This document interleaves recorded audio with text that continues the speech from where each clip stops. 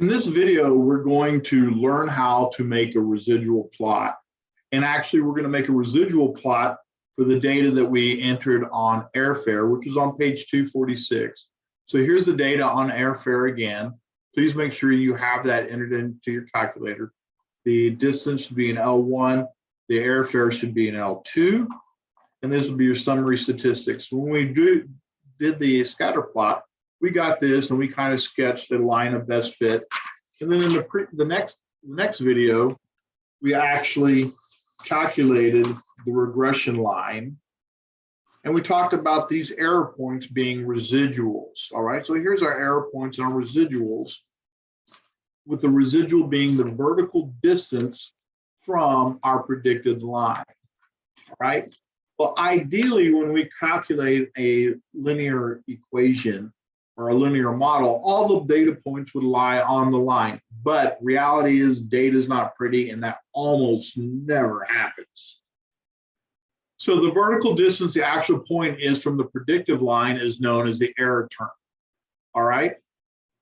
And the way you calculate it is the observed minus the expected, or y minus y hat.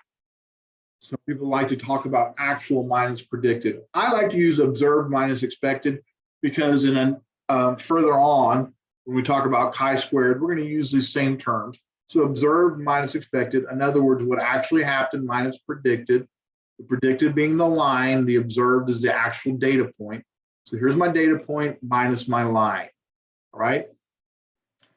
So the sum, once again, and I said this in the previous video, the sum of the errors for regression line is 0.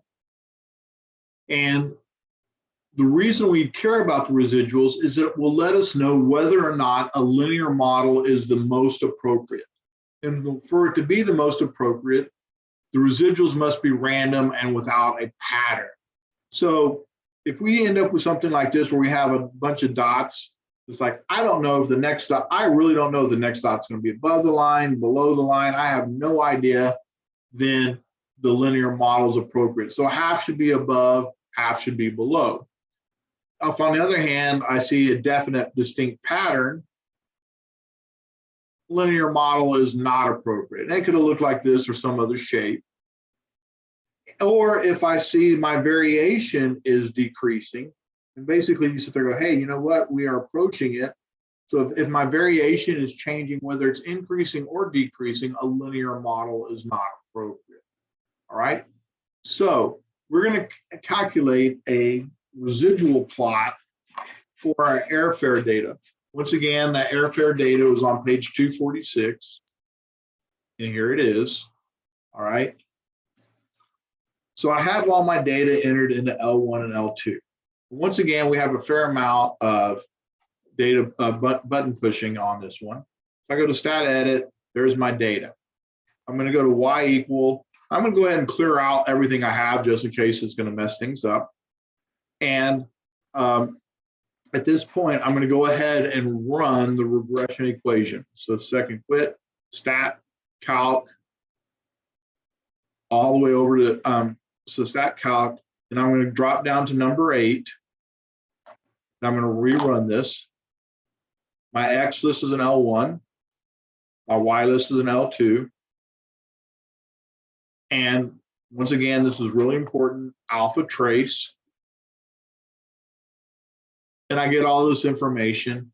And if I were to do a zoom 9, I get the scatter plot and I see my line of best fit. Now that's not the residual plot. So now I need to create a residual plot. So I'm going to go back to stat edit, and I'm going to arrow over and go to the top of L3. Now, if I followed all those previous directions, I can go to second, and it's the list button where it says stat. I can scroll down, and it depends on your calculators where it shows up.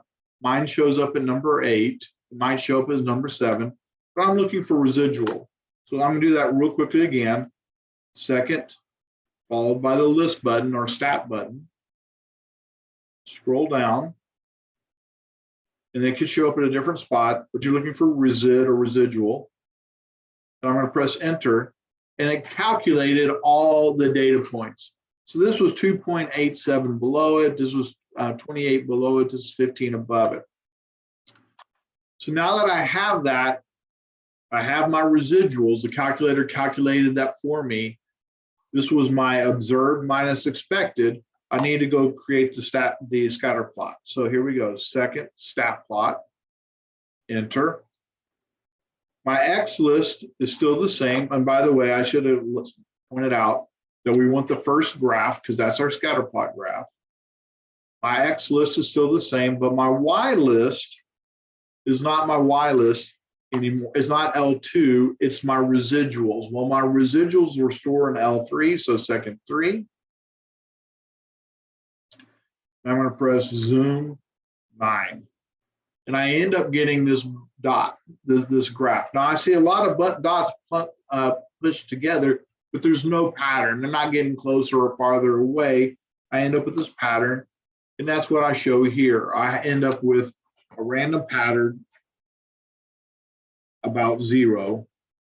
And because it's random with no idea as to where the next dot's going to be, I don't know if it's going to be up here or down here. I have no idea where it's going to be. It tells me a linear model is the most appropriate. So once again, the purpose of the graph is the purpose of the residual plot is to determine whether or not a linear model is the most appropriate. If you have a curve or you have some sort of pattern appearing, or maybe you end up with something that looks like this, then a linear model is not appropriate. So once again, once you have all your data in, you're going to go to stat, calc, run the test, store the equation, alpha trace, get this information. Then you're going to go to second stat plot. Oh, excuse me. Once you've done that, you're going to go to stat edit, go to the top of L3, second list, scroll all the way down to the residual. It populates it. Then you can go to second stat plot, select the first graph. Your X list is an L1, residuals is an L3. You can press zoom 9, and there it is. All right, hopefully that helps. That'll be our graphing on residuals. The next thing we'll talk about is the strength of the linear equation, which will be our correlation. Talk to you later. This is your Stat Sensei. See you on the next one.